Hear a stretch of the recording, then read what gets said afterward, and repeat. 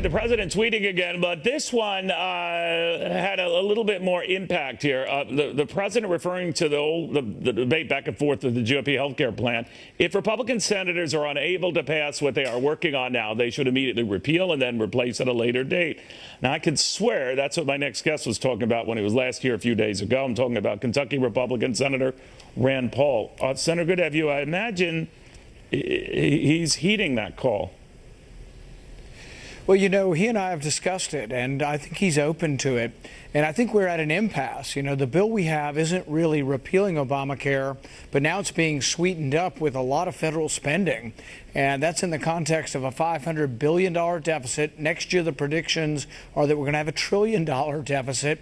And I can't see loading up a Republican repeal bill with all kinds of goodies. I mean, a super fund for insurance bailouts, super fund for opiate abuse, you name it. There's a super fund for about anybody that wants money in this bill now. And it's just not the right way to go. But you could fix it if we have a clean repeal and then you have a separate spending bill that for the big government Republicans who think spending is the answer, put it on a bill that the Democrats like, and they can work with the Democrats on the big government aspect to it. But let's have a repeal bill because that's what we promised. Right, but if you have a repeal bill, then I understand. But if you have a repeal bill, Senator, what happens to the existing measures and coverage in place under Obamacare now?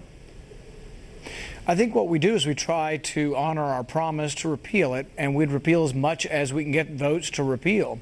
Right now, last time we tried a repeal effort, right? It was every Republican senator but Susan Collins of Maine, if I recall. Right, and I think we could do that again. And it repealed most of the taxes. It repealed some of the regulations, and it sunsetted the subsidies and sunsetted the Medicaid expansion. But we don't really go nearly half that far now with the new repeal bill.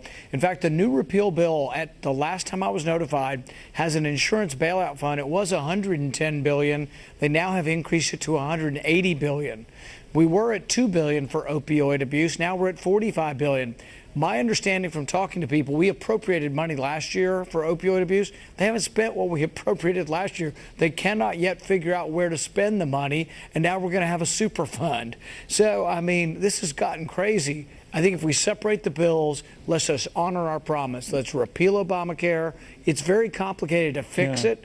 Let's work with the Democrats on the fixing part. But on the repealing part, let's get it done. I'm sorry, sir. When would you work on that part? Because it's obvious that there's broad-based support, almost unanimous among Republicans for repealing it. But waiting a long time to find a replacement, and I guess going on to taxes, could be problematic too, I think you could do it concurrently. Really? In fact, I think in the next 3 weeks you could present two bills, one that repeals it, or as much as we can agree to, and the other one that has a bunch of spending programs on it could be on the S-chip bill. This is a form of Medicaid for children. It goes through usually overwhelmingly. If there are spending proposals, put it on that bill, but let's keep the repeal bill a repeal bill. But what are those spending proposals? Are they a new health care act, or how? What would you call them? Well, what it would be is it's a reauthorization of a program, but it typically has unanimous support from Democrats, and it'll get half the Republican caucus. So you'll probably end up being able to pass spending bills separately, but you could do it concurrently. In fact, you could do it the same day. You could say the moderates, we're going to give you more spending over here, but it's going to be on a separate bill. And then you say to conservatives like me that are worried about the debt and think that we're going to ruin the country, I can't vote for all of that spending. So if you want my vote, clean up the repeal. Don't put all the Christmas ornaments and billion-dollar goodies on it. Just give me repeal. And if the Democrats and the big government Republicans insist on Christmas ornaments that cost $45 billion and $180 billion, it'll be on a different bill that they can do with the Democrats. But you could do them the same day.